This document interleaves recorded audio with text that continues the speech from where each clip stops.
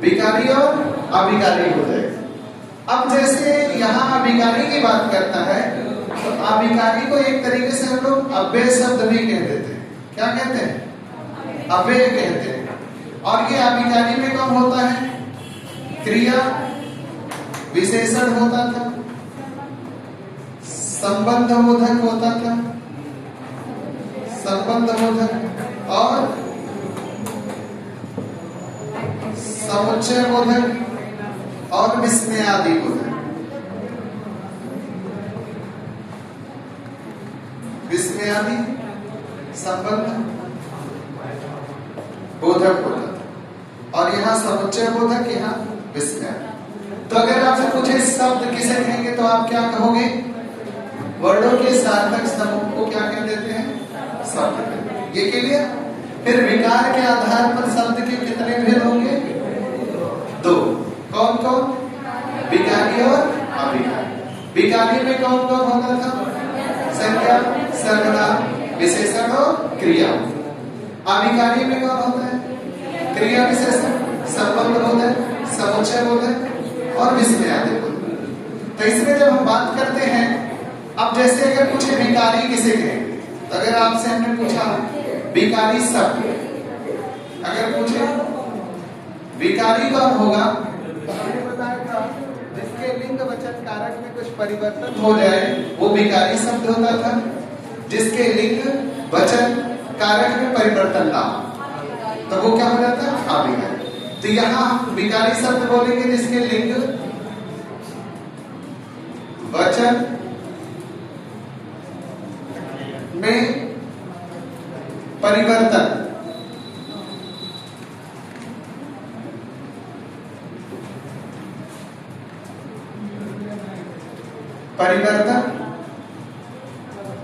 हो, लिंग वचन कारक में परिवर्तन हो तो क्या हो जाएगा? विकारी शब्द। क्या कहलाएगा? विकारी शब्द। और यही अगर लिंग वचन कारक में परिवर्तन नहीं होगा तो क्या हो जाएगा? अविकारी। अगर हमने पूछा अविकारी, जैसे हमने कह दिया लिंग वचन में क्या नहीं होगा? में परिवर्तन नहीं होगा। जो लिंग वचन होगा उसमें कुछ परिवर्तन नहीं होगा। जैसे मान लो हमने लिख दिया नदी और हमने लिख दिया बहुत, हमने लिख दिया दिन और नदी लिख दिया, बहुत लिख दिया और दिन लिख दिया और मान लो हमने काला लिख दिया। अब ये चार ऑप्शन है, इसमें मैं पूछूं कि बताओ निम्न में से कौन सा विकारी शब्द नहीं है, तो कौन नहीं? बहुत जो होगा वो हमेशा वैसे रहेगा। जैसे नदी है, इसको नदी आप बना सकते हैं एक वचन से बहुवचन। जैसे दिन से दिनों कह सकते हैं, काला है तो आप काला बोलेंगे, उसे काली बना सकते। लेकिन जो बहुत होता है वो अपने ही, जैसे मान लो हमने कहते सीता बहुत बोलती है, तो बोलना तो क्रिया है, बोलता है पुरुष होगा, बोलती है तो स्त्री होगा। लेकिन जो बहुत शब्द है, चाहे स्त्री के लिए प्रयुक्त हुआ चाहे पुरुष के लिए, वो वही शब्द अपने मूल रूप में रहेगा, उसमें कुछ परिवर्तन नहीं होगा। लेकिन संज्ञा का हुआ, सर्वनाम का हुआ, विशेषण का हुआ और क्रिया का, इसमें परिवर्तन हो जाएगा। तो इसमें मैं पूछूं निम्न में से हमें क्या बताना है? विकारी शब्द नहीं है। अगर मैंने ऐसे कह दिया विकारी शब्द नहीं है, या मैं ऐसे डायरेक्ट कहूं अविकारी शब्द है, अविकारी शब्द, या अव्यय भी कह सकता है कि बताओ निम्न में अव्यय है। तीन क्वेश्चन, जैसे विकारी शब्द नहीं है तो कौन नहीं होगा? बहुत। जैसे मान लो हमने ए कर दिया, बी कर दिया, सी कर दिया, डी कर दिया, तो बताओ इसमें से कौन सा विकारी शब्द नहीं है? तो बहुत। निम्न में अविकारी कौन है? बहुत। अनिम्न में कौन सा अव्यय शब्द है? तब भी क्या बताओ? बहुत हो गए। अगर मान लो मैंने दूसरा क्वेश्चन आपसे कह दिया कि हमें बताओ अविकारी शब्द, अविकारी शब्द बताना है, या अव्यय पूछे और या आपसे बिकारी नहीं, अबिकारी नहीं, अबिकारी, अबिकारी नहीं। जैसे मान लो हमने पूछा अबिकारी नहीं, 4 ऑप्शन मैं आपको दे रहा हूं, आज, वाह, वह और बहुत। ये 4 ऑप्शन आपके सामने है। ये ए है, ये बी है, ये सी है, ये डी। मैंने पूछा था अबिकारी शब्द नहीं है, तो इसका मतलब वो क्या होगा, बिकारी हो। क्या होगा, बिकारी होगा। तो जैसे देखो आज जो है वो क्या है, ये भी अबिकारी शब्द है। वाह जो होता है विस्मयादि बोधक में प्रयुक्त करते हैं, जैसे वाह वह पास हो गया, बोले वह वाह वह पास हो गई। वाह पुरुष के लिए भी प्रयुक्त हो रहा है, स्त्री के लिए, लेकिन हो गई, हो गया, होता तो क्रिया है, इस नाते हो गया, हो गया, उसके लिंग में परिवर्तन हो जाएगा। वह जो है ये सर्वनाम है। अब जैसे वह एक वचन है, वे बहुवचन है। जैसे वह चला गया, वह चली गई, इसके आधार पर बदल सकता है। वह एक वचन का शब्द है ना, वह को वे कर सकते हो, लेकिन आज जो शब्द है वो आज ही रहेगा, उसमें कोई परिवर्तन नहीं होता है। तो हमने लिखा अबिकारी शब्द जिसके लिंग वचन में परिवर्तन नहीं होता है। तो ये जो आज है, वाह है और बहुत है, इसके लिंग और वचन में कोई परिवर्तन नहीं होगा, लेकिन वह जो है इसके वचन में परिवर्तन होगा। वह क्योंकि सर्वनाम है। अभी देखो हमने पीछे आपको बताया था कि संज्ञा, सर्वनाम, विशेषण, क्रिया, ये चारों का चारों विकारी होता है, और क्रिया विशेषण संबंध समुच्चय और विस्मयादि बोधन क्या होता था, अविकारी होता है। तो यहाँ जो अगर हम शब्द देख रहे हैं, जो ये वह लिखा है, तो ये वह कौन सा शब्द है, वह तो सर्वनाम है ना, वह क्या है, सर्वनाम। तो ये ऐसा भी क्वेश्चन करके आपसे पूछ सकता है। अगर मान लो मैं आपसे यही में तीसरा क्वेश्चन अगर आपसे पूछ लिया कि बताओ विकारी नहीं है, और अगर हमने कह दिया अव्यय है, या हमने कह दिया अविकारी है, अविकारी है, 4 ऑप्शन है, ये आपको बताना है। अगर इसमें से हमने आपसे पूछा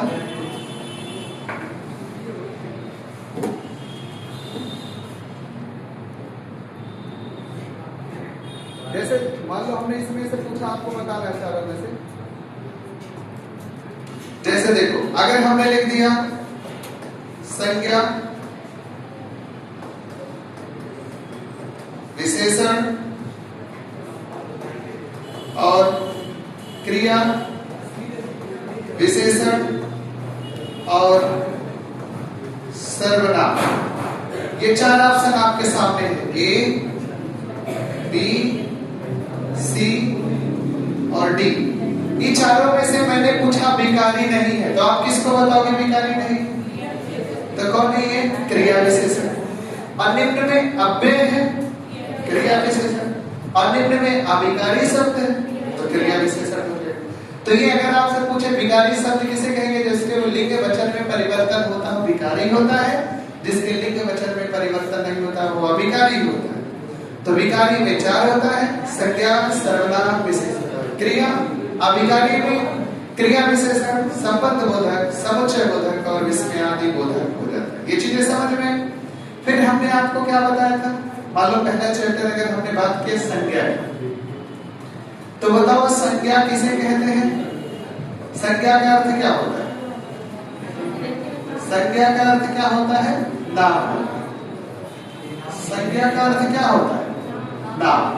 अगर हमने पूछा संज्ञा किसे कहते हैं, तो आप बोलोगे नाम को ही हम क्या कहते हैं? संज्ञा। हमने आपको अच्छे से समझाया था कि अगर आपसे पूछे उत्पत्ति के आधार पर संज्ञा का भेद, तो कितना बताते? 5 बताते। जैसे अगर हमने आपसे संज्ञा का भेद पूछा, तो एक कौन बताया था? व्यक्तिवाचक, और दूसरा क्या बताया था? जातिवाचक। व्यक्तिवाचक, जाति वाचक, और कौन सा हो जाएगा? भाव वाचक। तो देखो, अगर हमने आपसे पूछा व्यक्तिवाचक कौन होता था, जो एक के नाम का बोध कराता था वो क्या होता था? व्यक्तिवाचक। और जो सभी के नाम का बोध कराता था वो जातिवाचक। जैसे जो हमने कह दिया सभी के नाम का बोध कराएगा वो क्या हो जाएगा? जातिवाचक। एक नाम, जैसे मान लो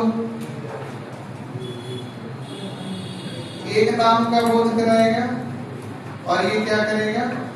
सभी के नाम का बोध कराएगा। अब जैसे देखो, मान लो अगर हमने गंगा कहा तो गंगा क्या है? एक। अगर मान लो हमने नदी बोला तो नदी क्या है? संसार की समस्त नदियों का बोध हो गया, तो क्या बन गया? जाति बन गया। अगर हमने दिन कह दिया, दिन भी क्या होगा?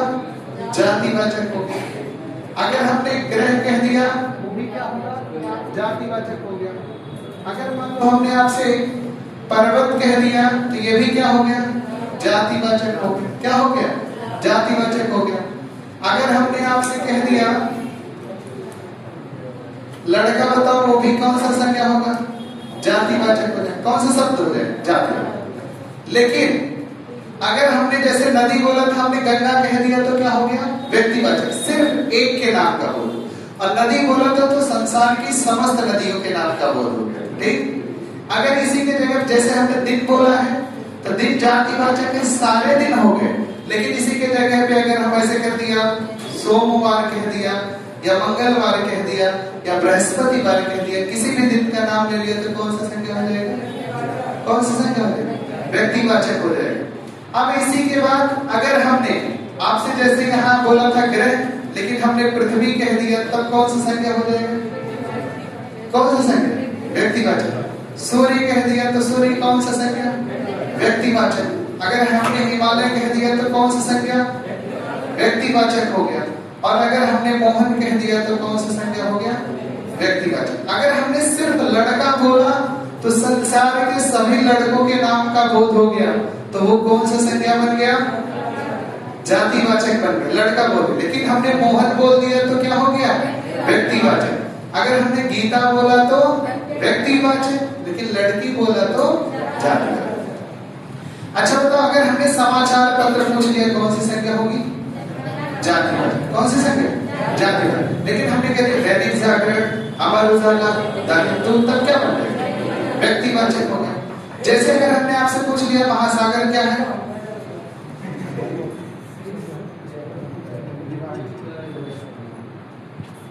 अधिकारी शब्द का विवरण, अधिकारी शब्द का विवरण। जैसे देखो, अगर हमने आपसे पूछा कि जातिवाचक संज्ञा किसे कहेंगे, तो आप क्या बोलोगे? जातिवाचक में सभी के नाम का क्या होता है? बोध होता है। क्या होता है? सभी के नाम का बोध होता है। अभी जैसे नदी बोला था तो संसार की समस्त नदियां हो गई। दिन बोला मतलब सारे दिन हो गए। ग्रह बोले सारे ग्रह हो गए। पर्वत बोला संसार के समस्त पर्वतों के नाम का बोध हो गया। लड़का बोल दिया तभी क्या हो गया? कौन सा संज्ञा हो गया? जातिवाचक संज्ञा। अब भाववाचक संज्ञा जो होता है वो आप बोलोगे भाव के नाम का बोध कराता है। ऐसे बोलोगे भाव के नाम का बोध कराएगा। ये जो होता है वो किसका नाम कराएगा? भाव के नाम का बोध कराएगा। तो उसे हम क्या कहेंगे? भाववाचक संज्ञा हो जाएगा। कौन सा संज्ञा हो जाएगा? भाववाचक। जैसे मान लो यही लड़का लिखा था, लेकिन हमने कह दिया लड़कपन कह दिया, तो क्या हो जाएगा? भाववाचक। अगर मित्र लिखा मित्रता कह दिया तो क्या हो जाएगा? तो कौन सी संज्ञा? भाववाचक। अगर हमने आपसे कह दिया घृणा कह दिया तो कौन सी संज्ञा? भाववाचक। प्रेम कह दिया, क्रोध कह दिया, ये सब कौन सी संज्ञा हो जाएगा? भाववाचक संज्ञा हो जाएगा। कौन सा संज्ञा हो जाएगा? भाववाचक। अगर हमने आपसे कह दिया पुरुषत्व कह दिया, पुरुषत्व कह दिया, स्त्रीत्व कह दिया, तो क्या हो जाएगा? भाववाचक। पुरुषत्व हो गया, गुरुत्व हो गया, गुरुत्व हो गया, लघुत्व हो गया, बंधुत्व हो गया। अब जैसे देखो, अगर पूछे भाववाचक संज्ञा किसे कहेंगे, तो तो बोलोगे भाव के नाम का बोध कराएगा तो क्या हो जाएगा? भाववाचक संज्ञा हो जाएगा। तो लड़कपन, मित्रता, घृणा, प्रेम, क्रोध, पुरुषत्व, गुरुत्व, ये शब्द किसमें चले जाएंगे? भाववाचक संज्ञा में जाएंगे। लेकिन हमने उस दिन आपको बताया था जातिवाचक संज्ञा के ऐसे दो भेद बता दिया था। एक क्या बताया था? द्रव्यवाचक संज्ञा, और दूसरा क्या बताया था? समूहवाचक संज्ञा। क्या बताया था? समूहवाचक। ये जो द्रव्यवाचक होता था ये मात्रा के नाम का बोध कराता था। किसका? मात्रा के नाम का बोध कराता था। मात्रा के नाम का बोध होगा। समूहवाचक में क्या हो जाता था? समूह के नाम का बोध होगा। किसके नाम का बोध होगा? समूह। आप देखो द्रव्यवाचक में जिसे आप किलो और लीटर में माप सकते हैं, किलो में या लीटर में, वो किस में चला जाता था? द्रव्यवाचक संज्ञा में जाता था। किस में जाता था? द्रव्यवाचक संज्ञा में जाता था। जैसे मान लो हमने आपसे कह दिया सोना, कह दिया पानी, कह दिया दूध, कह दिया, और हमने सोना हो गया, पानी हो गया, दूध हो गया, एक सेल बोल दो, सेल। हाँ ये पुराना हो गया, चल रहा। जैसे सोना हो गया, पानी हो गया, दूध हो गया, तो ये सब किस में रख दोगे? किस में हो जाएगा? द्रव्यवाचक संज्ञा में चला गया। अभी यही अगर हमने मान लो समूह के नाम का बात किया, जैसे अगर हमने कह दिया पुलिस, कह दिया, और अगर हमने सेना कह दिया,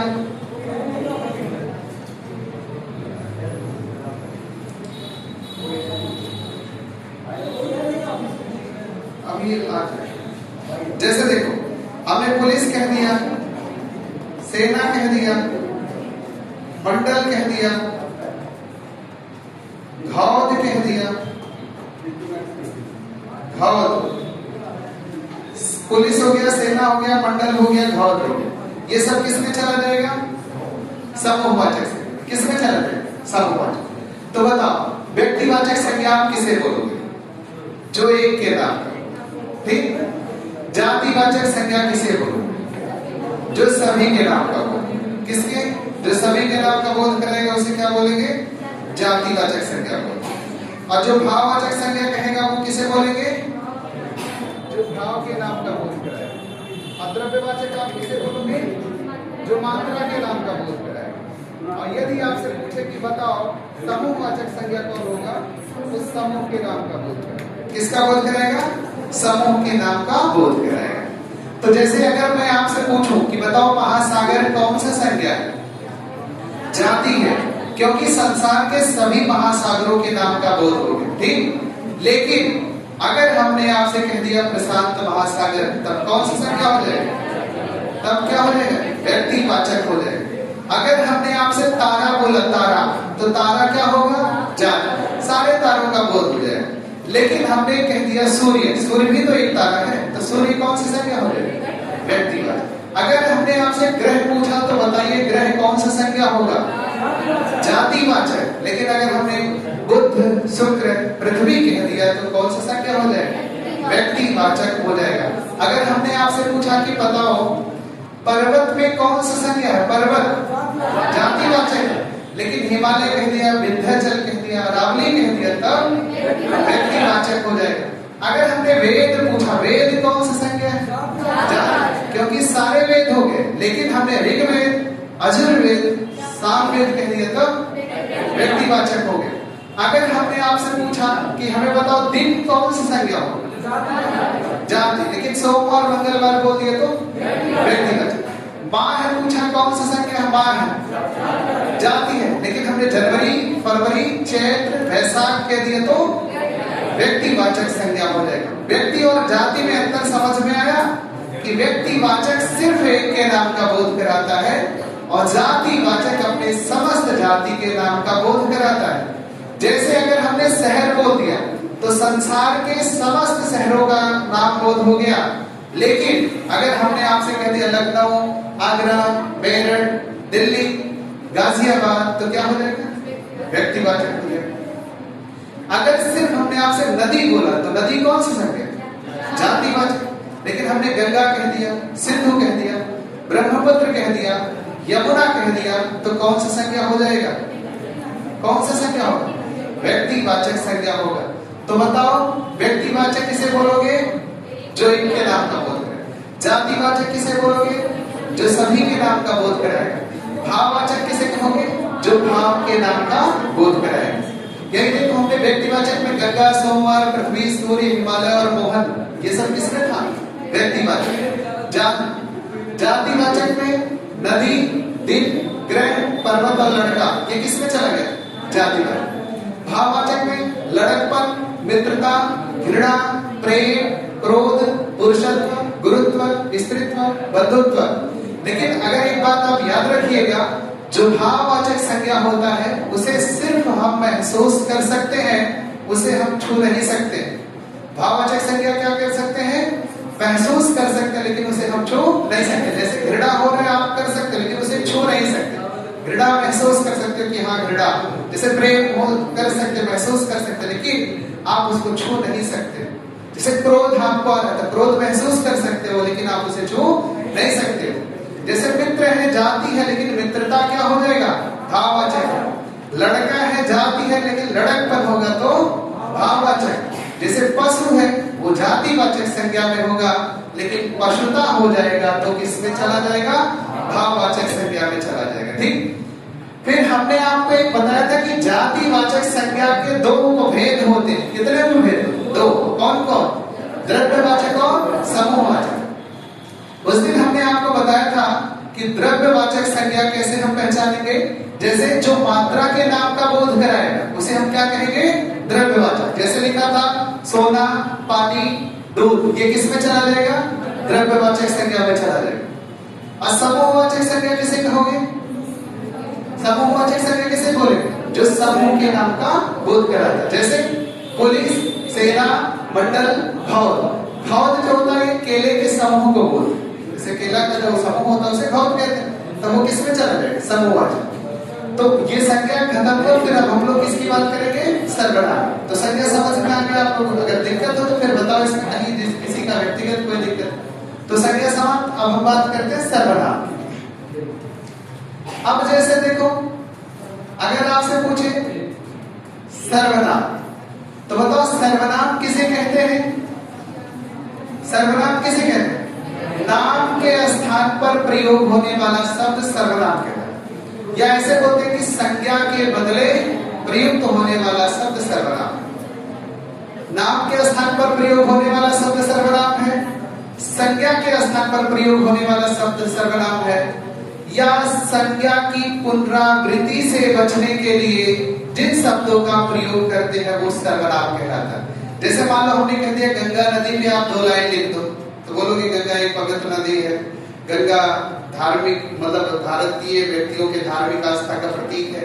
तो गंगा गंगा बार बार ना लिख के तो बोलोगे यह हमारे आस्था का प्रतीक है, यह धार्मिक मतलब नदी के रूप में जाना जाता है, सारी चीज लिखोगे। तो वहां गंगा की जगह आप क्या लिख रहे हो? यह लिख रहे हो ना, तो वो क्या हो जाएगा? सर्वनाम। तो जहां नाम को नहीं लिखते, नाम को लिखने से बचने के लिए जिन शब्दों का प्रयोग करते हैं वो सर्वनाम। तो आप 3-4 तरीके से सर्वनाम का परिभाषा बता सकते हो। आप बोलोगे नाम के स्थान पर प्रयोग होने वाला शब्द, आप बोलोगे पहले बोलोगे तो संज्ञा के स्थान पर, संज्ञा के स्थान पर प्रयोग होने वाला शब्द क्या हो जाएगा? स्थान पर प्रयोग होने वाला शब्द, संज्ञा के स्थान पर प्रयोग होने वाला शब्द क्या हो जाएगा? सर्वनाम हो जाएगा। या आप ऐसे कह सकते हो कि नाम के स्थान पर प्रयोग होने वाला शब्द सर्वनाम होता है। तो संज्ञा का अर्थ ही तो नाम होता है। संज्ञा का अर्थ क्या होता है? नाम। या ऐसे भी पूछ सकता है कि संज्ञा की पुनरावृत्ति से बचने के, मतलब दोबारा हमें वो चीज ना लिखना पड़े और उस स्थान पे जिस शब्द का प्रयोग करेंगे वो क्या होता है? सर्वनाम होता है। ठीक। अगर हमने आपसे पूछा कि हमें बताओ सर्वनाम के भेद कितने होते थे, तो 6 भेद होता था। कितना भेद होता था? 6 भेद होता था। पहला कौन सा बताया था? पुरुषवाचक। क्या हो जाएगा? पुरुषवाचक सर्वनाम हो जाएगा। और दूसरा कौन सा हो जाएगा? निश्चयवाचक सर्वनाम।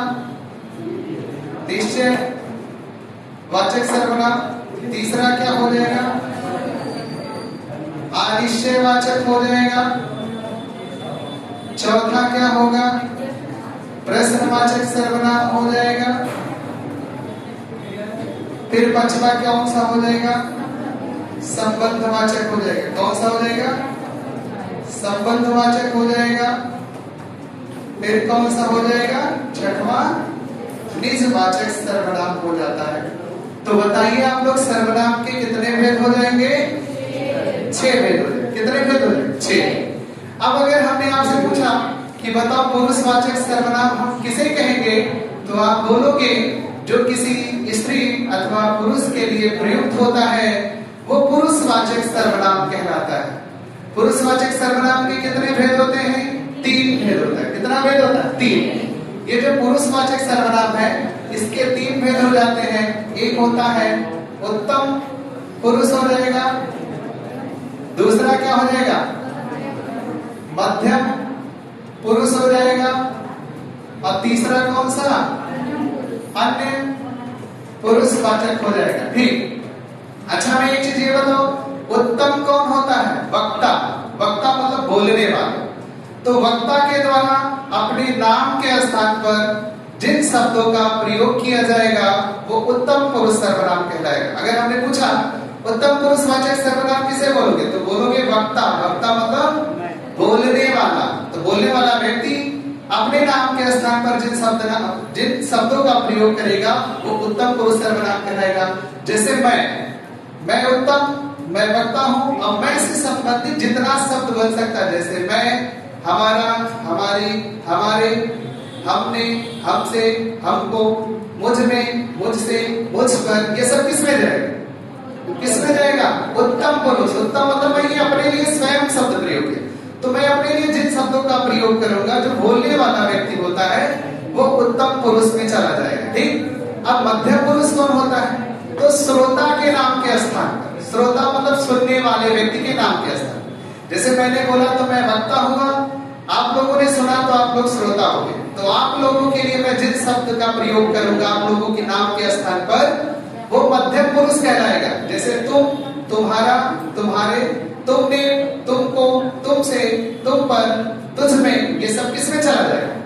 मध्यम पुरुष में। क्यों? क्योंकि आप लोग सुन रहे हो। तो मैं आप जैसे बोलने वाला अपने लिए जो प्रयोग किया वो उत्तम पुरुष, जो वक्ता के द्वारा श्रोता के लिए प्रयोग हुआ है शब्द वो क्या हो जाएगा? मध्यम पुरुष सर्वनाम हो जाएगा। तो उत्तम में कौन हुआ? मैं। मध्यम में कौन हुआ? तुम। और अन्य में क्या हो जाएगा? वह शब्द हो जाता है। कौन हो जाएगा? वह। जैसे हमने कहा तुमसे वह बहुत अच्छा है, तो मैंने बोला तो मैं उत्तम हो गया, आपने सुना तो आप मध्यम हो गए, और जिसके बारे में वह शब्द प्रयोग किया वो क्या हो गया? अन्य। या अगर हमने कह दिया मोहन ने कहा सोहन से कि रोहन बहुत अच्छा है, तो यहाँ कहा सर्वनाम हुआ। जैसे मान लो मेरा नाम मोहन है और आप सुन रहे हो आपका नाम रोहन, सोहन है, और जिसके बारे में बोल रहे हो उसका नाम है रोहन, लेकिन हमने कहा तुमसे वह बहुत अच्छा है, तो इसमें उत्तम मध्यम पुरुष सर्वनाम का प्रयोग हो गया। लेकिन मोहन ने कहा सोहन से कि रोहन बहुत अच्छा है, तो यहाँ कहा सर्वनाम हुआ। तो हमने बोला है ना कि नाम के स्थान पर जिन शब्दों का प्रयोग करते हैं वही क्या कहलाता है? सर्वनाम। तो बताओ सर्वनाम के कितने भेद होंगे? 6। कौन कौन? पुरुष, निश्चय, अनिश्चय, प्रश्न, संबंध और निजवाचक। अब बताओ पुरुषवाचक के कितने भेद? 3। कौन कौन? उत्तम, मध्यम, अन्य। उत्तम कौन? मैं। मध्यम कौन? तुम। अन्य कौन? वह। तो पुरुषवाचक के 3 भेद, उत्तम पुरुष, मध्यम पुरुष और अन्य। अब देखो निश्चयवाचक सर्वनाम जो होता है यह किसी निश्चित व्यक्ति वस्तु की बात करता है, इसमें यह और वह होता है। और अनिश्चयवाचक में क्या होता है? कोई और कुछ होता है। और प्रश्नवाचक में कौन और क्या होता है? संबंधवाचक में जो और सो हो जाएगा। निजवाचक में आप शब्द हो जाएगा। जैसे अगर मैं बोलूं कोई बुला रहा है तो क्या होगा? अनिश्चयवाचक। लेकिन मैं बोलूं वह बुला रहा है तो निश्चयवाचक। लेकिन मैं बोलूं कौन बुला रहा है तो प्रश्नवाचक हो जाएगा। जैसे अगर मैंने आपसे पूछा कुछ खा के आए हो, अनिश्चय, लेकिन मैंने बोला वह खा के आए हो, वह का मतलब मैंने कुछ रखा था, अगर उसके जगह पे हमने नाम ले लिया तो वो सर्वनाम नहीं रह गया। जैसे अगर मैंने बोला वह लाए हो, वह का मतलब मैंने आपसे कुछ बोला था, तो वह लाए हो तो निश्चय है, लेकिन हमने बोला कि क्या लाए हो तो प्रश्नवाचक हो गया। लेकिन अगर हमने आपसे पूछा कि कुछ लाए हो तो अनिश्चय वाला। जैसे मैं बोलूं छत पर कोई बैठा है तो क्या होगा, अनिश्चय वाला। लेकिन मैं बोलूं छत पर कौन बैठा है, प्रश्नवाचक। मैं बोलूं छत पर वह बैठा है तो निश्चय, वह का मतलब उसका नाम हमें पता है। जैसे मैं बोलूं कि वह मेरे जेब में है, जैसे अगर वह का मतलब कुछ आपने बोला तो मैं बोलूं वह जेब में रखे हैं, ठीक, तो ये क्या हो गया, निश्चय। लेकिन मैंने बोला मेरे जेब में कुछ है तो क्या हो जाएगा, अनिश्चय। लेकिन मैं बोलूं मेरे जेब में क्या है तो प्रश्नवाचक। अच्छा बताओ, जैसे मैं बोलूं वह चला गया, अनिश्चय। मैं बोलूं कोई चला गया, अनिश्चय। मैं बोलूं कौन चला गया तो प्रश्नवाचक, ठीक। जैसे अगर हमने आपसे बोला कुएं में कोई गिर गया, कुएं में कोई गिर गया तो अनिश्चय। लेकिन मैं बोलूं कुएं में वह गिर गया तो निश्चय, उसका नाम हमें पता है। लेकिन मैं बोलूं कुएं में मोहन गिर गया, तब तो कहां सर्वनाम हो गया। मैंने बोला है ना, नाम के स्थान पर प्रयोग होने वाला शब्द क्या कहलाता है, सर्वनाम कहलाता। तो देखो, कुएं में वह गिरा तो निश्चय, कुएं में कोई गिरा अनिश्चय, और कुएं में कौन गिर गया तो प्रश्नवाचक सर्वनाम। तो बताओ पुरुषवाचक में कौन कौन होगा, मैं तो वह, निश्चयवाचक में यह वह, अनिश्चयवाचक में कोई कुछ, प्रश्नवाचक में कौन क्या, संबंधवाचक में जो सो, निजवाचक में आप। अब देखो संबंधवाचक में हमने जो और सो बोला है। जैसे मैंने बोला जो बोगे सो काटोगे, जैसा करोगे वैसा भरोगे। हमने कहते हैं जैसा देश वैसा भेष। तो जो सो जहां आता है वो कौन सा सर्वनाम कहलाता है, संबंधवाचक सर्वनाम कहलाता है। जो सो कहां होता है, संबंधवाचक। अब देखो निजवाचक कौन होता है, निज का अर्थ होता है अपना, तो जो स्वयं के लिए शब्द प्रयोग होता है वो निजवाचक शब्द में चला जाता है। जैसे मैं बोलूं मैं आप ही चला जाऊं, तो ये स्वयं अपने आप के लिए। जैसे मैं बोलूं आप ही आया हूं, अपने आप आया हूं, स्वयं आया हूं, तो ये क्या हो जाएगा, निज। मैं बोलूं आप ही चला जाऊंगा, अपने आप चला जाऊंगा, स्वयं चला जाऊंगा, खुद से चला जाऊंगा, तो ये किस में चला जाएगा, निजवाचक। तो निज में अपने आप होगा, आप ही होगा, स्वयं होगा और खुद से होगा, तो ये क्या हो जाएगा, क्या होगा, निज। जैसे आपने बोला अपने वस्त्र आप ही साफ कर लेता हूं, या अपने वस्त्र स्वयं ही साफ कर लेता हूं, या अपने वस्त्र आप ही साफ कर लोगे, तो ये आप ही जो शब्द आया वो मैं किसके लिए प्रयोग, अपने लिए। तो जो जैसे हमने बोला आप भला तो जग भला, ये आप शब्द जो मैंने बोला ये आपके लिए नहीं बोला मैं, आप भला मैं अपने लिए। जैसे आप अगर मैं सही हूं तो पूरे संसार के लिए, जैसे आप भला तो जग भला, ये किस में जाएगा, किस में जाएगा, निजवाचक। जैसे कह दिया आप डूबा तो जग डूबा, जैसा कुछ लोग होते हैं जैसे स्वयं बुरा होता तो पूरे संसार को बुरा समझता है, तो आप भला तो जग भला, आप डूबा तो जग डूबा, ये सब किस में चला जाएगा, निजवाचक सर्वनाम में चला जाएगा, ठीक। तो बताओ सर्वनाम किसे कहेंगे, आप लोग खुद बताओ। संज्ञा के स्थान पर प्रयोग होने वाला शब्द। सर्वनाम के कितने भेद होते हैं, ठीक। कौन कौन, पुरुष, निश्चय, अनिश्चय, प्रश्न, संबंध और निजवाचक। पुरुषवाचक के कितने भेद, तीन। कौन कौन, उत्तम, मध्यम, अन्य। उत्तम में कौन, मैं, मध्यम में तुम, अन्य में वह। वक्ता कौन होता है, बोलने वाला। श्रोता कौन होता है, सुनने वाला। और अन्य पुरुष कौन होता है, जो वक्ता श्रोता के बाद की बात होगा वो अन्य पुरुष। तो पुरुषवाचक आपने बता दिया। निश्चयवाचक में क्या आता है, अनिश्चयवाचक में कोई कुछ, प्रश्नवाचक में कौन क्या, संबंधवाचक में जो सो, निजवाचक में हाँ। तो संज्ञा सर्वनाम हो गया। अब हम लोग चलते किस पे, विशेषण। किस पे चलते हैं, विशेषण। तो चलो देखो, अगर हमने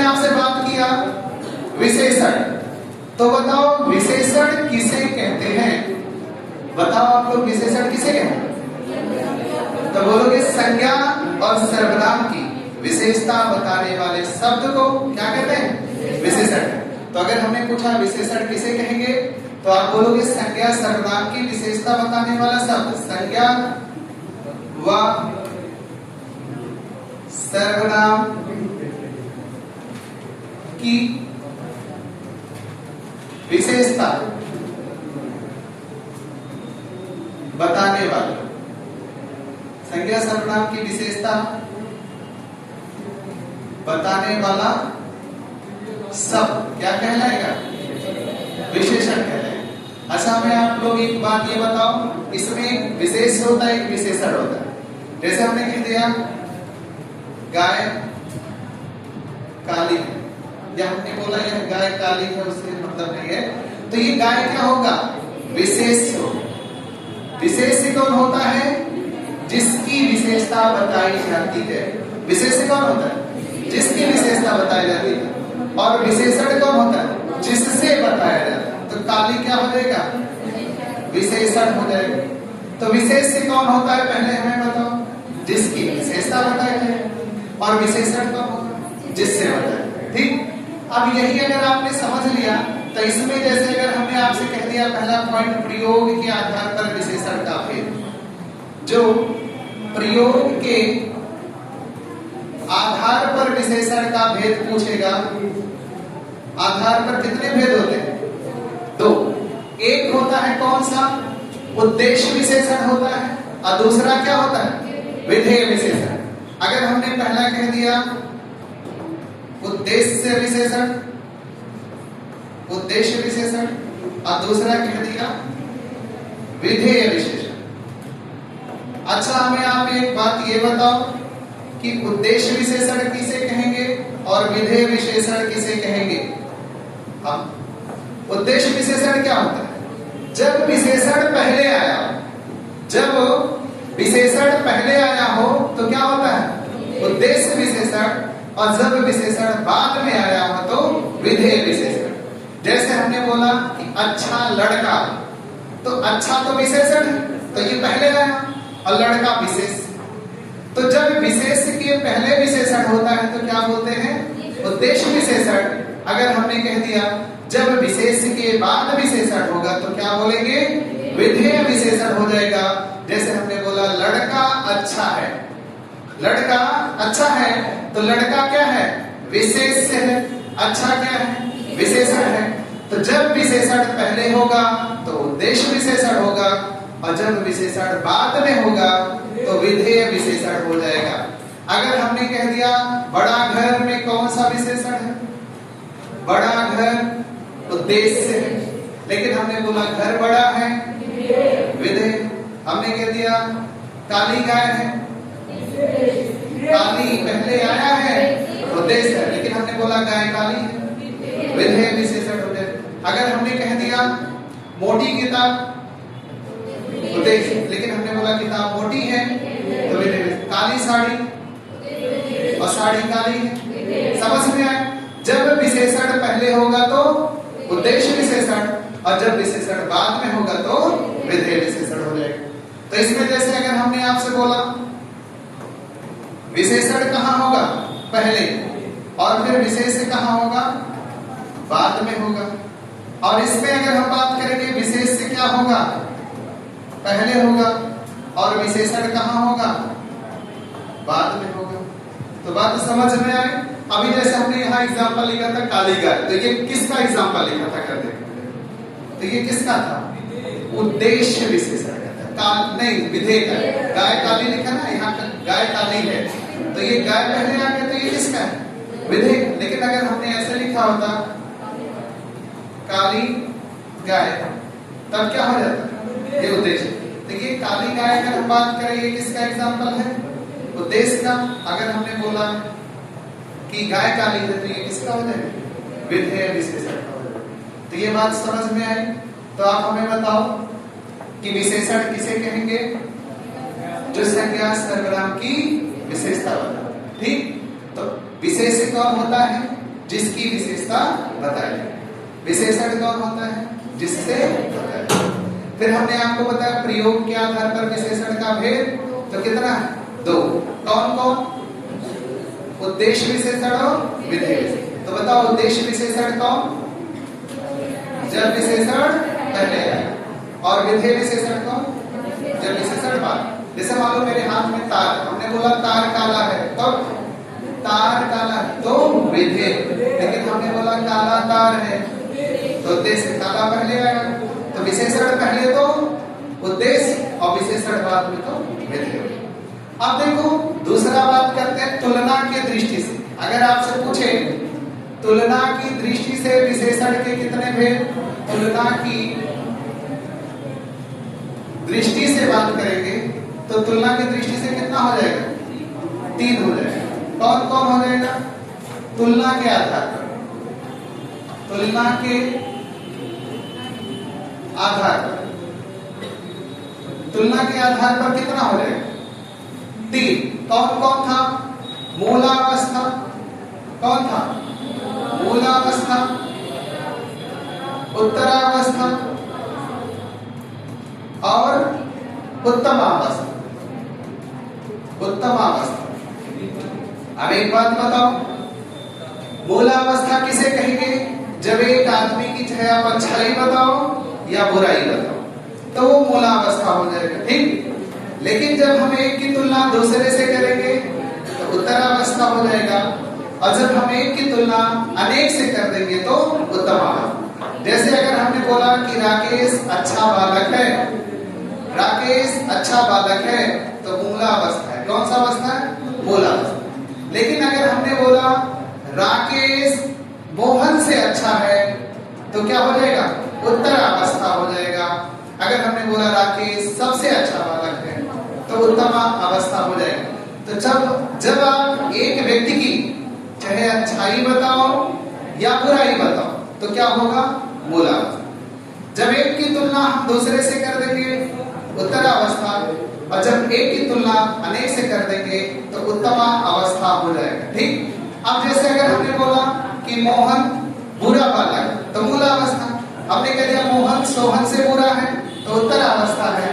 लेकिन अगर हमने कह दिया मोहन सबसे बुरा बालक है तो क्या हो जाएगा? उत्तमा अवस्था हो जाएगी। जैसे हमने कहते हैं गीता चतुर लड़की तो मूला है, राधा गीता से चतुर है उत्तरा है, और राधा सबसे चतुर है तो उत्तमा अवस्था हो जाएगा।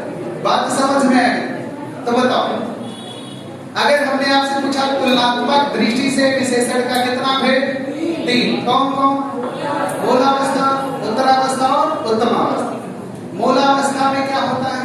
एक व्यक्ति की अच्छाई हो जाती, उत्तरावस्था में एक की तुलना दूसरे से, और उत्तमावस्था में एक की तुलना अनेक से हो जाता। किससे हो जाता? अनेक से हो जाता। अच्छा बताओ, जैसे मान लो हमने प्रिय शब्द कह दिया तो ये कौन सा अवस्था? मूला।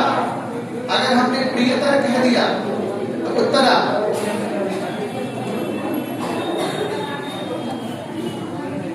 अगर हमने कह दिया प्रियतर, प्रियतर हो जाएगा उत्तरावस्था, और हमने प्रियतम कह दिया तो उत्तमावस्था। अगर हमने श्रेष्ठ बोला, श्रेष्ठ कौन सा अवस्था? मूलावस्था। हमने श्रेष्ठतर कह दिया उत्तरावस्था, और हमने श्रेष्ठतम कह दिया तो उत्तमावस्था। जैसे मान लो हमने कह दिया बृहद तो कौन सा अवस्था? बृहद कौन सा अवस्था? मूलावस्था। लेकिन अगर हमने बृहत्तर कह दिया तो बृहत्तर कह दिया तो उत्तरावस्था, हमने बृहत्तम कह दिया तो उत्तमावस्था। अगर अधिक पूछा कौन सा अवस्था? अधिक, मूलावस्था। अधिकतर कहा तो उत्तरावस्था, और अधिकतम कह दिया तो उत्तमावस्था। अगर हमने निम्न कह दिया, हमने उच्च कह दिया। अब एक बात, जब आपसे मूलावस्था पूछेगा तो मूल रूप में रहेगा, उत्तरावस्था पूछेगा तो उसमें तर शब्द लगा होगा, और उत्तमावस्था पूछेगा तो उसमें क्या लगा होगा? तम शब्द। क्या लगा होगा? तम। तो जैसे अगर हमने आपसे पूछा कि बताओ प्रिय कौन सा अवस्था, प्रिय मूल अवस्था, अप्रियतर उत्तर अवस्था, अप्रियतम उत्तम। जैसे अगर हमने बृहद बोला तो मूल अवस्था, बृहद मतलब बड़ा, बृहदतर मतलब उससे बड़ा, और बृहदतम मतलब सबसे बड़ा। बात समझ रहे हो? अगर हमने आपसे बोला अधिक, अधिक मतलब क्या होता है? अधिक मतलब क्या बात है? अगर हमने पूछा अधिक, तो अधिक कौन सा अवस्था? मूल अवस्था। अधिकतर कौन सा अवस्था? उत्तरा। और अधिकतम उत्तम। अच्छा बताओ मधुरतम कौन सा अवस्था? मधुरतम उत्तम। और मधुर मूला, और मधुरतर उत्तरा।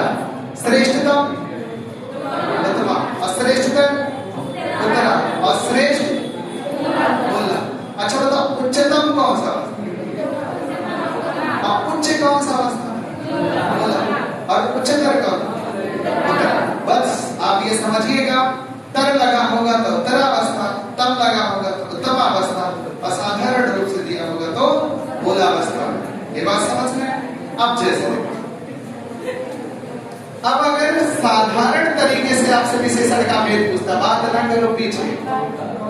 जैसे देखो, साधारण तरीके से अगर विशेषण का भेद पूछेगा, तो अगर पूछे विशेषण कितने प्रकार का होगा, सिर्फ ऐसे पूछे ना आपसे प्रयोग कहे ना तुलना कहे, सिर्फ विशेषण का भेद पूछेगा तो कितने प्रकार का हो जाएगा? 4। विशेषण कितने प्रकार का? 4 प्रकार। पहला क्या बताया था? सर्वनामिक। पहला क्या हो जाएगा? सर्वनामिक विशेषण हो जाएगा। और दूसरा हो जाएगा गुण वाचक हो जाएगा। तीसरा संख्यावाचक हो जाएगा। और चौथा परिमाण। अच्छा बताओ परिमाण और परिणाम में क्या अंतर है? परिमाण, यहाँ जो मैं विशेषण पढ़ रहा हूँ ये परिमाणवाचक पढ़ रहा हूँ कि परिमाणवाचक?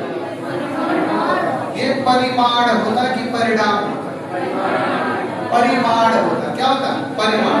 परिमाण मतलब होता मात्रा, और परिणाम जो होता वो फल होता। फल मतलब रिजल्ट। जैसे कोई आपको परीक्षा परिणाम कहते हैं, घोषित कर दिया गया है, तो वो परिणाम होता। क्या होता? परिणाम। ठीक। अब देखो, अगर विशेषण का भेद पूछेगा तो आप हमें कितना बताओगे? 4। एक हो जाएगा सर्वनामिक विशेषण, गुणवाचक विशेषण, संख्यावाचक विशेषण और परिमाण। ठीक। बताओ सर्वनामिक विशेषण किसे कहेंगे? तो बोलेंगे जब किसी विशेष के पहले कोई सर्वनाम आके उसकी विशेषता बताता है तो उसे हम सार्वनामिक विशेषण कहते हैं। जैसे अभी आप बोल रहे थे काली गाय, बोले थे ना अभी पिछले वाक्य में, तो काली तो विशेषण है, गाय विशेष है। लेकिन हमने बोला यह गाय, सिर्फ बोला यह गाय तो विशेष है, लेकिन उसके पहले जो हमने शब्द प्रयोग किया यह तो सर्वनाम है।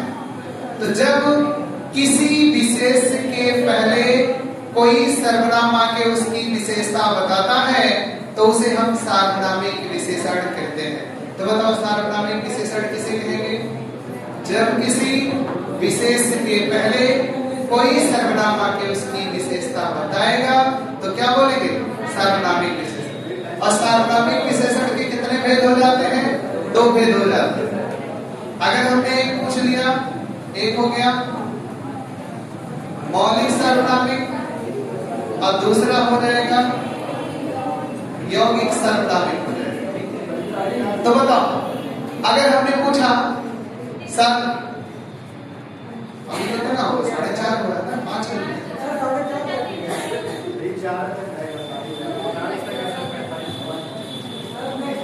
ये चैप्टर कर लिया ही खत्म हो जाए, जा सकता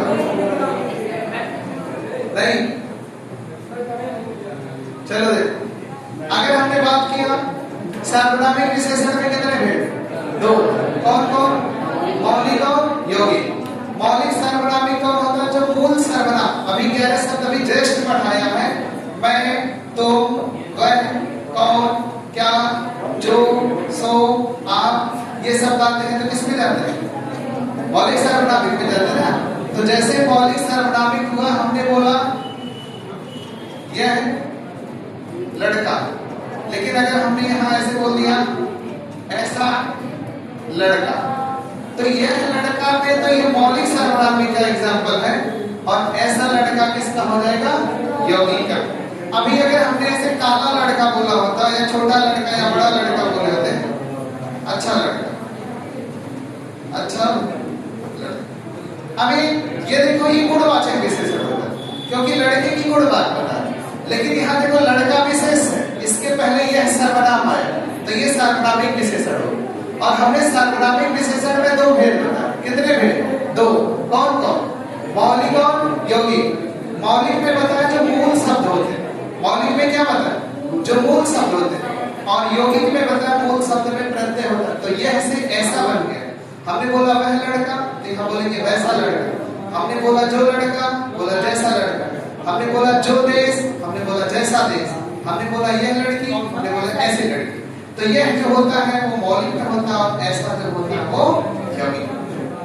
अब जब ये जो गुणवाचक विशेषण होता है, तो गुणवाचक में हमने आपको रंग बताया था, स्वाद बताया था, समय बताया था, दशा बताया था, आकार बताया था, स्वभाव भी कह सकते हो, और स्थान किया था। अब जैसे देखो, अगर हमने आपसे कह दिया रंग का मतलब नीला, काला, पीला, सफेद, गुलाबी, नारंगी, आपने कोई भी रंग का प्रयोग किया, आपने किसी भी रंग का प्रयोग किया, लेकिन वो संज्ञा और सर्वनाम के साथ, तो वो गुणवाचक है। जैसे आपने बोला काला कपड़ा, सफेद कपड़ा, तो आपने ये जो कपड़ा है वो तो संज्ञा, इसकी विशेषता बता।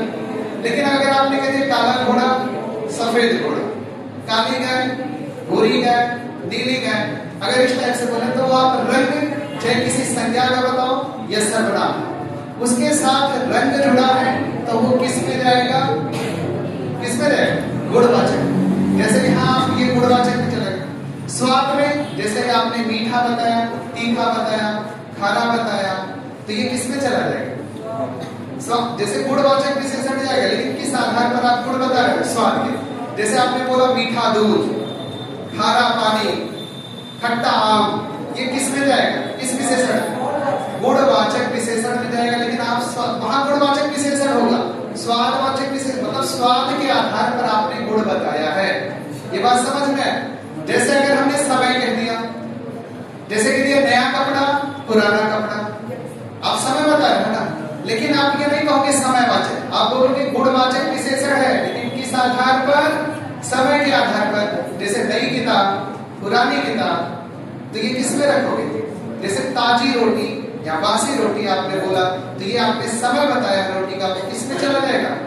गुणवाचक विशेषण में चला जाएगा। ठीक। अब यही देखो दशा में, जैसे गाढ़ा, गीला, सूखा, दुबला, पतला, इस टाइप का शब्द बोला तो वो किस में चला जाएगा? गुणवाचक। तो जैसे हमने कहते हैं गीला कपड़ा, तो कपड़ा तो संज्ञा है, विशेष है, और गीला बोला तो उसकी आपने दशा बताया, तो ये गुणवाचक। गीला कपड़ा किस विशेषण में रखोगे? गुणवाचक में रखोगे। किस में रखोगे? गुणवाचक। सूखा कपड़ा होता तब भी किस में रहता? गुणवाचक। अब देखो आकार, आकार में जैसे आपने बोल दिया छोटा, बड़ा, गोल, चौकोर। जैसे आपने बोला छोटा घर, बड़ा घर, आपने बोला छोटा घर, तो आपने गुण तो बताया है, लेकिन किस आधार पर आपने गुण बताया? किस आधार पर आपने गुण बताया है? बड़ा छोटा किस आधार पर? आकार के आधार पर। जैसे लंबी सड़क, चौड़ी सड़क, गहरी नदी, ये सब किसमें बताया? आकार के आधार पर हो जाएगा। स्वभाव में जैसे अच्छा बोला, बुरा बोला, ईमानदार बोल दिया, बेईमान बोल दिया, जैसे कह दिया मोहन ईमानदार है, तो वो ईमानदारी विशेषण। जैसे अगर हमने आपसे बोल दिया कि मोहन अच्छा लड़का है, तो यह कह दिया अच्छा लड़का ही बोले, मोहन ना बोले, सिर्फ अच्छा लड़का। तो लड़का तो संज्ञा है, उसके पहले जो अच्छा शब्द प्रयोग किया तो उसके गुण की बात किया। तो अच्छा, बुरा, भला, ईमानदार, बेईमान, ये सब किस में जाएगा? गुणवाचक विशेषण में जाएगा। लेकिन किस आधार पर? स्वभाव पर। अब देखो स्थान की यदि हम बात करते हैं तो स्थान में जैसे भारत अमेरिका, जैसे भारत अमेरिका चीन एक स्थान है ना, लेकिन अगर हमने भारतीय कह दिया तो ये गुणवाचक विशेषण भारतीय, जैसे पंजाब का आदमी है तो उसे पंजाबी बोलते हैं, तब भी ये गुणवाचक विशेषण है पंजाबी है, तो वो अपने उसका गुण बताए। जैसे बिहार का कोई आपने बिहारी बोल दिया, जैसे अगर मान लो नेपाल का है तो आपने नेपाली बोल दिया, गुजरात का है तो गुजराती बोल दिया, महाराष्ट्र का है तो मराठी बोल दिया, पुर्तगाल का है तो पुर्तगाली बोल दिया, चीन का है तो चीनी बोल दिया, अमेरिका का है तो अमेरिकी बोल दिया। तो ये किस में जाएगा? गुणवाचक विशेषण में। लेकिन किस आधार पर? स्थान के आधार पर। तो जहां अमेरिकी, भारतीय, जापानी, पुर्तगाली, फ्रांसीसी, नेपाली, चीनी, पंजाबी, बिहारी किसमें रखोगे? स्थान के आधार पर, मतलब गुण बताओगे। क्या बताओगे? गुणवाचक। तो गुणवाचक विशेषण आप किस किस आधार पर बता सकते हैं, हमें बताओ। रंग, स्वाद, समय, दशा, आकार, स्वभाव, स्थान। ये बस आप देखो जो संख्यावाचक विशेषण होता है, तो संख्यावाचक विशेषण के कितने भेद होते हैं? दो भेद। कितने भेद होते हैं? दो भेद। कौन कौन? निश्चय संख्या और अनिश्चय संख्या। जैसे संख्यावाचक अगर बोले, संख्यावाचक विशेषण हम किसे कहते हैं? तो बोलोगे जो संज्ञा सर्वनाम के संख्या का बोध करे, जो संज्ञा सर्वनाम के संख्या की विशेषता वो संख्यावाचक। जैसे अगर हमने बोला क्लास में बहुत बच्चे बैठे हैं तो ये संख्यावाचक है। यदि क्लास में 100 बच्चे बैठे हैं तब भी संख्यावाचक। लेकिन संख्यावाचक का दो भेद होता है, एक निश्चय संख्यावाचक होगा और दूसरा अनिश्चय संख्या। क्वेश्चन है लाओ, कौन सा क्वेश्चन दिया है? दिन दूनी रात चौगुनी प्रगति हो रही, इस वाक्य में रेखांकित अंशों की संख्यावाचक विशेषण का कौन सा प्रकार है? तो चौगुनी पर गुना गुना शब्द आता है तो किसमें जाता है? आवृत्ति वाचक होता है। वैसे हमने बताया, जैसे अभी आएगा आगे बताएंगे, जैसे 2 गुना 4 गुना 10 गुना कहीं भी गुना शब्द लगा तो आवृत्ति वाचक हो जाएगा। किसमें जाएगा? आवृत्ति वाचक। तो जैसे अगर हमने आपसे पूछा संख्यावाचक के कितने भेद हो जाएंगे? 2। अभी एक बताया निश्चय संख्या और दूसरा क्या हो जाएगा? अनिश्चय संख्या हो जाएगा। क्या हो जाएगा? अनिश्चय संख्या हो जाएगा। तो जैसे देखो, अगर हमने पूछा निश्चय संख्यावाचक किसे कहते हैं, तो जो निश्चित संख्या का बोध करे, जो निश्चित संख्या, जैसे आज हमने बोला 100 बच्चे पढ़ने आए हैं तो निश्चय संख्यावाचक। आज हमने बोला ज्यादा बच्चे पढ़ने आए तो अनिश्चय संख्यावाचक। लेकिन यदि आज कुछ बच्चे नहीं पढ़ने आए तो वो अनिश्चय संख्यावाचक। यदि ज्यादा बच्चे पढ़ने नहीं है तभी अनिश्चयवाचक। लेकिन हमने बोल दिया 50 बच्चे नहीं पढ़ने आए तो निश्चयवाचक। आपने बोला मेरे घर में बहुत लोग रहते हैं, अनिश्चय है। आपने बोला मेरे घर में 10 लोग रहते हैं, निश्चय है। यदि मेरे घर से कुछ लोग दिल्ली जाने वाले हैं, अनिश्चय। कहते दिल्ली से कुछ लोग मेरे घर आने वाले, बात समझ रहे हो? तो निश्चय में निश्चित संख्या का बोध होगा, अनिश्चयवाचक में अनिश्चित संख्या का बोध होगा। ठीक? तो बोलो, अगर कहते गांव में बहुत लोग रहते हैं तो क्या है? यदि गांव में ज्यादा लोग रहते हैं, कहते गांव में कुछ लोग रहते हैं। लेकिन अगर हमने कहते गांव में, कहते मेरे गांव में 1000 लोग रहते हैं, 500 लोग रहते हैं या 10,000 लोग रहते हैं, तो निश्चित। तो जो निश्चित संख्या का बोध कराएगा वो निश्चय संख्यावाचक में चला जाएगा, और जो अनिश्चित संख्या का बोध कराएगा अनिश्चय संख्यावाचक में चला जाएगा। अब जो होता है निश्चय संख्यावाचक, इसका 5 भेद होता है। कितना भेद होता है? 5। गणनावाचक, क्रमवाचक, गणना क्रम, आवृत्तिवाचक, समुदायवाचक और प्रत्येकताबोधक।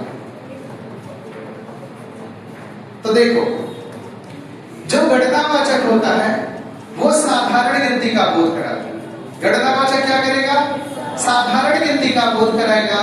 जैसे 1, 2, 3, 10 हो, 20 हो, 1000 हो, 100 हो, लाख। मतलब जो साधारण गिनती का बोध कराएगा वो गणनावाचक में चला जाएगा। लेकिन गणना के साथ साथ यदि स्थान बताएगा तो क्रमवाचक में चला जाएगा।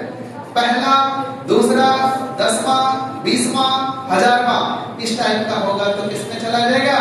क्रमवाचक में। अभी आपने जो क्वेश्चन पूछा था गुना शब्द आया था, वो किसमें चला जाएगा? आवृत्तिवाचक में। तो इसमें गुना जरूर लगा होगा, अगर गुना नहीं लगा तो आवृत्तिवाचक हो ही नहीं सकता। जैसे 2 गुना, 10 गुना, 100 गुना, लाख गुना, 1000 गुना, जहां भी गुना लगेगा वो आवृत्तिवाचक में चला जाएगा। तो गणना में क्या करोगे? 1 2 इनफाइनाइट ऐसे साधारण, इसमें ऐसे होगा पहला, दूसरा, 10वां, 20वां, 1000वां, अनंत तक चला जाएगा। आवृत्ति में ऐसे 2 गुना, 4 गुना, 100 गुना, तो किसमें चला जाएगा? आवृत्ति में। समुदाय में होता दोनों, तीनों, पांचों, दसों, हजारों, बीसों। जैसे कहते दोनों, तीनों, दसों, तो ऐसे पीछे देखोगे दोनों, तीनों, पांचों, दसों, बीसों, हजारों, लाखों, करोड़ों, अरबों, इस टाइप का होगा तो किसमें चला जाएगा? किसमें जाएगा? समुदायवाचक। ठीक। और ये जो प्रत्येकता बोधक होता है, इसमें प्रत्येक, हर एक और एक होगा तो ये प्रत्येकता बोधक में चला जाएगा। तो जहां प्रत्येक, हर एक और एक होगा वो किसमें चला जाएगा? प्रत्येकता बोधक। किसमें चला जाएगा? प्रत्येकता बोधक। और अनिश्चित संख्यावाचक तो अभी हमने आपको तुरंत ही बताया था, जो अनिश्चित संख्या का बोध करे। जैसे बोले कि क्लास में कम बच्चे बैठे अनिश्चय है, क्लास में ज्यादा बच्चे बैठे तभी अनिश्चय है। लेकिन हमने बोला क्लास में 100 बच्चे बैठे तो निश्चय है। हमने बोला चौथा बच्चा खड़ा हो गया तब वो निश्चय है। यदि आज दुगना बच्चा पढ़ रहा है तब वो निश्चय है। यदि आज 100 बच्चे पढ़ रहे हैं, 100 पढ़ने आते हैं तो 100 आए तो 100 बच्चे पढ़ रहे हैं तभी निश्चय है। लेकिन निश्चय के जो हमने प्रकार बताया कितना बचा? 5। तो पहला कौन बताया था? गणना, दूसरा क्रम, तीसरा आवृत्ति, चौथा समुदाय, पांचवा प्रत्येकता। तो गणना में 1 2 3 4 5, क्रम में पहला, दूसरा, तीसरा, चौथा, पांचवा, आवृत्ति में 2 गुना, 3 गुना, 4 गुना, 5 गुना, समुदाय में 2 3 5 10 20, प्रत्येकता में प्रत्येक हर एक हो जाता था। ठीक। बस 5 मिनट और लगे खत्म हो जाएगा पूरा चैप्टर। फिर गणना में 2 बताया, एक बताया था पूर्णांक और दूसरा क्या बताया था? अपूर्णांक। तो बताओ पूर्णांक किसे कहते हैं? जिसमें पूरा अंक का बोध होगा वो क्या हो जाएगा? पूर्णांक। और जिसमें पूरा अंक का बोध नहीं होगा वो क्या हो जाएगा? अपूर्णांक। क्या हो जाएगा? अपूर्णांक हो जाएगा। अभी जैसे अगर हमने आपसे बोला कि क्लास में 125 बच्चे बैठे तो ये अपूर्णांक।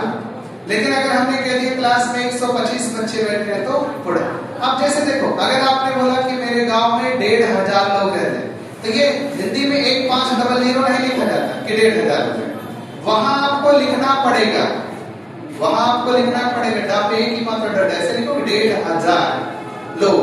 देखिए अपूर्णांक का है। लेकिन अगर आपने बोला कि जैसे 1500 लोग रहते हैं तो ये पूर्णांक का होगा। जैसे जहां पौना लगा हो, सवा लगा हो, आधा लगा हो वो अपूर्णांक। जैसे बोला कि 1,500 तो अपूर्णांक, भाई 2,500 3,500 बोले तो क्या? अपूर्णांक। लेकिन आपने बोला कि 3,500 लोग हमारे गांव में रहते हैं तो क्या हो जाएगा? पूर्णांक हो जाएगा। आपने बोला कि हमारे जिले में 3.5 लाख लोग रहते तो ये अपूर्णांक। लेकिन आपने बोला 3,50,000 तो क्या हो जाएगा? पूर्णांक। अब ये नहीं कि आप 3 मतलब जैसे 3.5 बोला तो आपने जैसे 3.5 बोला 3,500 तो 3 5 डबल 0 लिख के 3.5 नहीं होगा। आपको वहां लिखना पड़ेगा 3.5 शब्दों में लिखना होगा, अंकों में नहीं लिखा जाता है। ठीक है। तो जहां पौना हो, सवा हो, आधा हो किसमें चला जाएगा? अपूर्णांक। अपूर्णांक होगा तो पूर्णांक। जो ये परिमाणवाचक विशेषण होता है, परिमाणवाचक में किसका बोध होता है बताओ? परिमाणवाचक में किसका होता है? मात्रा का बोध होता है। और परिमाणवाचक में कितने भेद होते हैं? 2 भेद होते हैं। कौन कौन? निश्चय परिमाण और अनिश्चय परिमाण होता है। अब बताओ निश्चय परिमाण किसे कहेंगे? जो निश्चित मात्रा का बोध कराएगा वो निश्चय परिमाणवाचक हो जाएगा, और जो अनिश्चित मात्रा का बोध कराएगा अनिश्चय परिमाणवाचक हो जाएगा। जैसे अगर हमने आपसे कह दिया बाल्टी में थोड़ा सा दूध बचा है तो अनिश्चय परिमाण है। लेकिन आपने बोला बाल्टी में ज्यादा दूध बचा है तब भी अनिश्चय। लेकिन आपने बोल दिया बाल्टी में 1 लीटर दूध बचा है तो निश्चय है। या आपने 1 ग्राम भी बोला है तब भी क्या होगा? निश्चय होगा। ठीक। तो जैसे देखो, अगर हमने कहते चाय में थोड़ी सी चीनी डालना है अनिश्चय। कहते चाय में ज्यादा चीनी मत डालो, लेकिन हमने कहते चाय में 1 चम्मच चीनी डाल तो निश्चय। अब ये चम्मच भी एक मात्रक होगा, ये मत समझिएगा कि मतलब चम्मच तो गिलास हुआ, कटोरी हुआ, ढक्कन हुआ, लीटर हुआ, किलो हुआ, लेकिन उसके साथ कोई संख्या जोड़े तो क्या हो जाएगा? निश्चय परिमाणवाचक और अनिश्चय परिमाण। तो अगर हमने कह दिया कि दाल में नमक ज्यादा है तो क्या है? अनिश्चय। और दाल में नमक कम है? अनिश्चय। लेकिन हमने बोला दाल में 1 चम्मच नमक पड़ा है तो निश्चय परिमाणवाचक। अगर हमने कह दिया ड्रम, जैसे कोई ड्रम है, कहते ड्रम में बहुत तेल बचा है, या कहते हैं ड्रम में ज्यादा तेल है तो अनिश्चय। लेकिन आपने बोला ड्रम में 400 लीटर तेल तो निश्चय कर। तो बताओ परिमाणवाचक विशेषण के कितने भेद? 2। कौन कौन? निश्चय अनिश्चय। निश्चय परिमाणवाचक कौन? जो निश्चित मात्रा का बोध कराएगा। अनिश्चय परिमाणवाचक कौन? जो अनिश्चित मात्रा का बोध कराएगा। ठीक, ये खत्म हो गया। 10 मिनट और बचा। जैसे देखो क्लास है पूरा उनका खत्म हो जाएगा, रिवाइज कर 10 नहीं ज्यादा से ज्यादा 5 मिनट। जैसे ये टॉपिक खत्म हो जाएगा, कल से एकदम नया टॉपिक, जैसे संज्ञा, सर्वनाम, विशेषण, क्रिया, लिंग, वचन, कारक, काल, वाच्य, निपात, ये मैंने आपको पढ़ा। अब जो बचा हुआ है 4-5 चैप्टर बचे हैं वो खत्म हो जाएंगे, फिर हम लोग रिवाइज करेंगे और इस पे टेस्ट करेंगे हर चैप्टर से कम 100 क्वेश्चन। और जब कर लेंगे 4-5 दिन में तो आपको समझ, जैसे आपको जब तक टेस्ट नहीं दोगे ना तब तक ये समझ में नहीं, जैसे पढ़ लिए तो आप जब क्वेश्चन सॉल्व करोगे तो आपको ये पता चलेगा कि हम पढ़ क्या रहे हैं और पूछ क्या रहा है एग्जाम। खाली पढ़ते चले जाओ, क्वेश्चन सॉल्व नहीं करोगे, कोई मतलब नहीं करेगा। तो इस नाते जो पढ़ाया जाए पढ़िए, उसके साथ साथ उसमें आपका भी प्रयास जुड़ा होना चाहिए। हम लोग एक रास्ता दिखाने का काम करते हैं, पूरा फिर चलना उसमें आपका काम, और उसमें हम लोग जितना बताएं उतना तो करना ही करना, उसमें अपना भी प्रयास जोड़िए कि आप बहुत आगे। जैसे हमने थोड़ा सा मान लो बताया, थोड़ा आपने प्रयास किया, बहुत ज्यादा, लेकिन जब हमने ये थोड़ा बताया उसमें आप थोड़ा करते फिर कैसे मैनेज करोगे? तो इस नाते अपना प्रयास जरूर जोड़िए। हम लोग 1 घंटा 1.5 घंटा पढ़ाते हैं तो आप घर पे 2 घंटा 3 घंटा कम से कम पढ़ेंगे, तभी वो आपका सपना साकार है। सोचो कि खाली पढ़ रहा है, आए बैग लेके क्लास पढ़े, बैग में किताब रखे, घर चले गए, घर पे किताबें नहीं खोला तो कोई मतलब। जो पढ़ाया जाए उसमें कम से कम आप जितना कम से कम, यहाँ 1.5-3 घंटा पढ़ा चलता है तो कम से कम 3 घंटा तो घर पे पढ़ो। आप बेहतर करोगे जितना ज्यादा पढ़ो, लेकिन कम से कम तो उतना पढ़ने ही पड़ेगा। ठीक, अब जैसे देखो अभी बात करते हैं क्रिया। तो बताओ क्रिया किसे कहते हैं? कार्य का करना अथवा होना ही क्या कहलाता है? क्रिया कहलाता है। और हमें एक बात ये बता दो, क्रिया जो होता है वो किससे बनती है? धातु से। क्रिया किससे बनती है? धातु से बनती है। और धातु किसे कहते हैं? क्रिया के मूल रूप को हम क्या कहते हैं? धातु कहते हैं। क्रिया के मूल रूप को हम क्या कहते हैं? धातु कहते हैं। और एक बात याद रखना, धातु के 2 भेद होते हैं, एक होता है मूल धातु और दूसरा क्या होता है? यौगिक धातु होता है। मूल धातु वो होता है जो स्वतंत्र होता है, और यौगिक धातु वो होता है जिसमें प्रत्यय लगा होता है। जैसे अगर हमने मान लो धातु का 2 भेद किया, एक हो गया मूल धातु और दूसरा यौगिक हो गया। मूल धातु में जैसे हमने पढ़ कह दिया, लेकिन इसमें हमने पढ़ा कह दिया। इसमें अगर हमने लिखा तो यहाँ हमने लिखा कह दिया। तो जब मूल धातु में कुछ प्रत्यय जुड़ जाता है तो वो क्या बन जाता है? यौगिक धातु बन जाता है। और फिर हमने आपको बताया था कुछ प्रमुख क्रियाएं। जैसे प्रमुख क्रियाओं की अगर हम बात करते हैं, प्रमुख क्रिया, तो पहला अगर हमने बात की बताओ पूर्वकालिक क्रिया।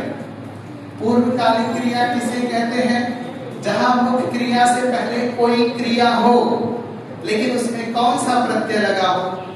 कर प्रत्यय लगा हो, तो उसे क्या कहेंगे? पूर्वकालिक। जैसे हमने कहते राम दूध पीकर सो गया, तो सोना क्रिया है, लेकिन उससे पहले पीना, जैसे बोला ना पीकर, तो पहले क्रिया में कर लगा। द्विक्रिया होगा एक के साथ, और जब पहले क्रिया में कर लगा होगा तो पूर्वकालिक क्रिया। जैसे मैं बोलूं माँ खाना बनाकर सो गई, मैं बोलूं वह आकर चला गया, मैं बोलूं वह पढ़कर सो गया, तो ये पूर्वकालिक क्रिया। तो 2 क्रियाएं एक साथ हो और पहली क्रिया में कर प्रत्यय लगा होगा तो कौन सी क्रिया हो जाएगी? पूर्वकालिक क्रिया कहते हैं। यही अगर हमने दूसरा तात्कालिक क्रिया कह दिया, तात्कालिक क्रिया कौन होता है? तो जहां 2 क्रियाएं एक साथ संपन्न होगी और पहली क्रिया के तुरंत बाद ही प्रत्यय लगा होगा तो वो तात्कालिक क्रिया हो जाएगा। जैसे मैं बोलूं वह खाना खाते ही सो गया, तो वो तात्कालिक है। मैं बोलूं वह खाना खाकर सो गया, तो पूर्वकालिक है। और वह खाना खाते ही सो गया, कि खाना खाया मतलब खाते ही सो, मतलब खाते खाते, मतलब खाया तुरंत सो गया। जैसे मैं बोलूं वह आकर चला गया, मतलब आया रुका चला। लेकिन मैं बोलूं वह आते ही चला गया, तो ये क्या हो गया? तात्कालिक।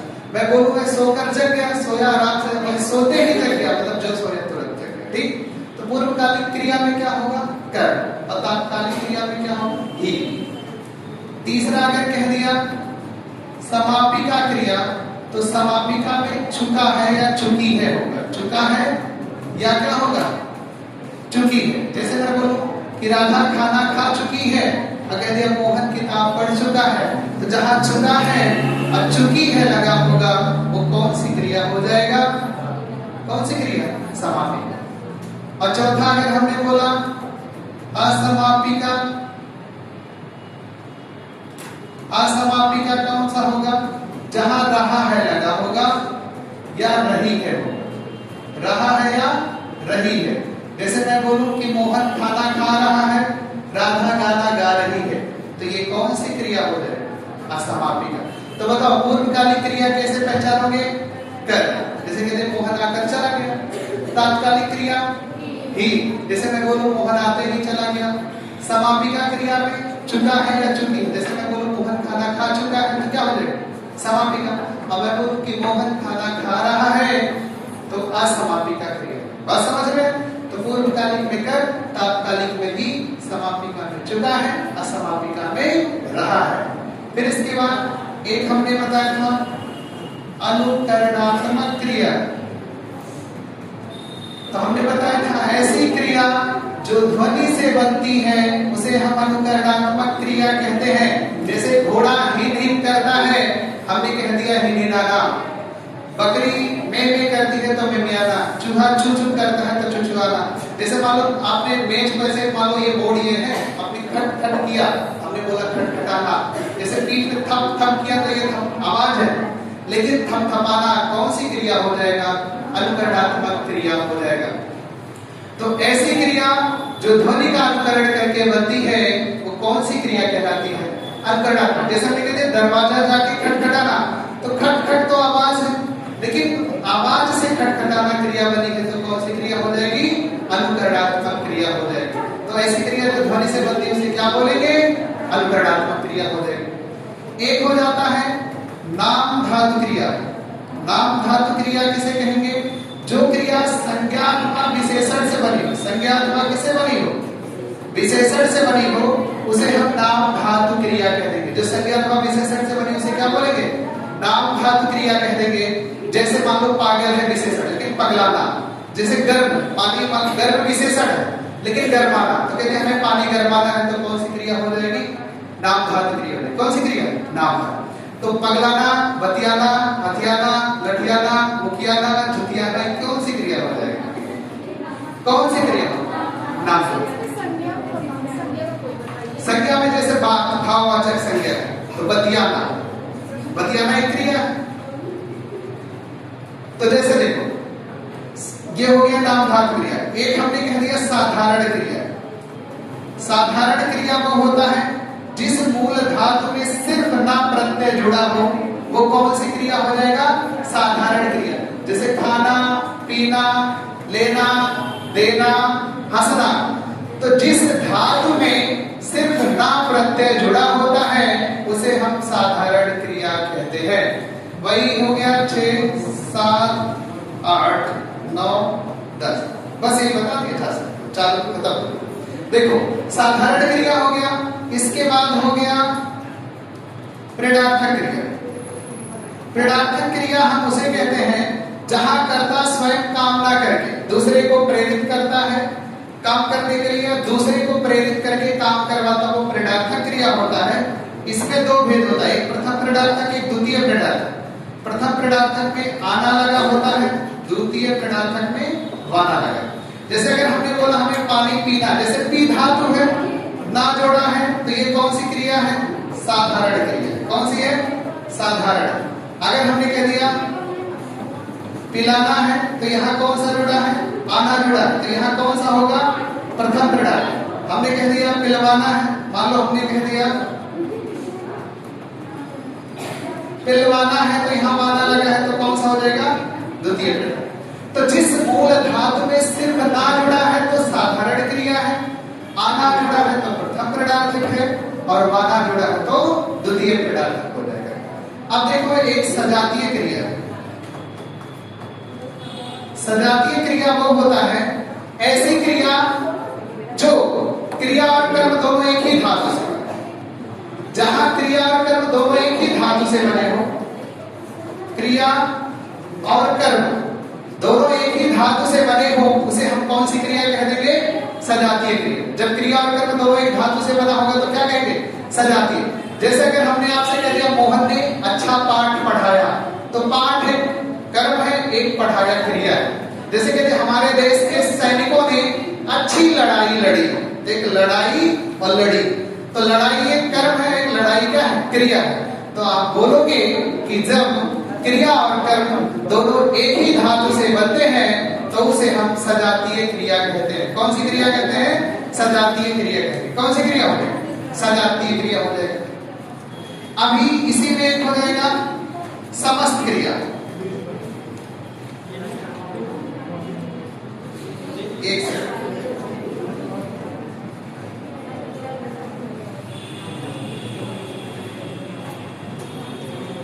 पूर्वकालिक तत्कालिक समापिका असमापिका विग्रह नाम था तो साधारण विग्रह सजाती है।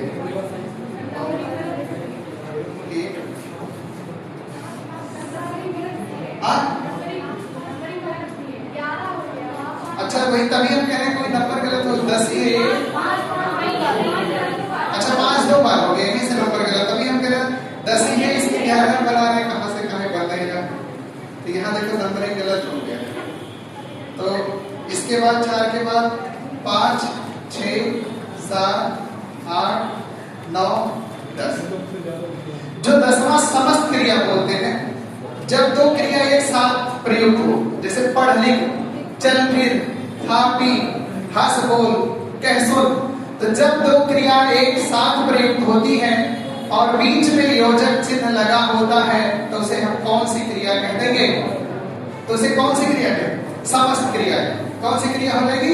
समस्त क्रिया हो जाएगी। उस दिन जब बताया था एक छोटा था समस्त क्रिया, तो देखो समस्त क्रिया वो होता है जब दो क्रिया एक साथ में प्रयुक्त होंगी तो उसे क्या बोलेंगे? समस्त क्रिया।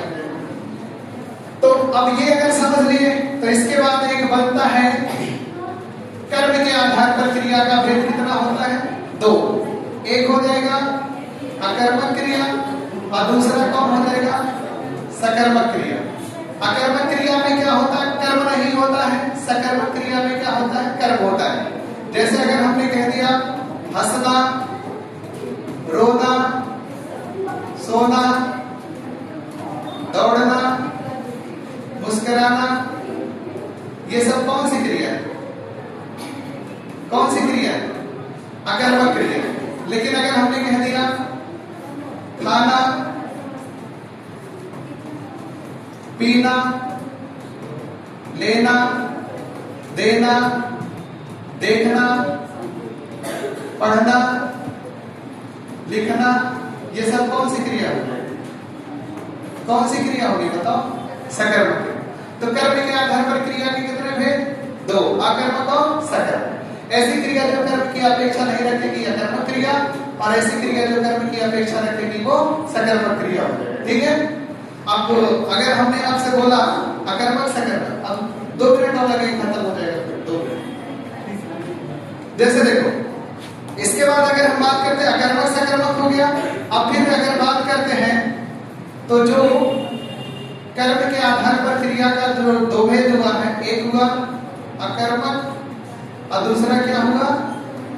सकर्मक। अकर्मक में कर्म नहीं होगा, अकर्मक में क्या नहीं होगा? कर्म। और सकर्मक में क्या होगा? कर्म होगा। सकर्मक में हमने द्विकर्मक क्रिया बताया था और एक आपको संयुक्त क्रिया बताया था। और जो संयुक्त क्रिया होता है इसके कितने भेद होते हैं? 11 भेद। तो द्विकर्मक में जैसे एक क्रिया अपने साथ 2 कर्म लेके आएगा। जैसे हमने कह दिया हम बच्चों को हिंदी पढ़ाते हैं। अब एक बात देखो, यहाँ बच्चा और हिंदी दो कर्म है, इस नाते इसको क्या बोल देंगे? दो कर्म। जो संयुक्त क्रिया इसके 11 भेद होते हैं। पहला हमने क्या बोला था? आरंभ बोधक क्रिया होता है। कौन सा?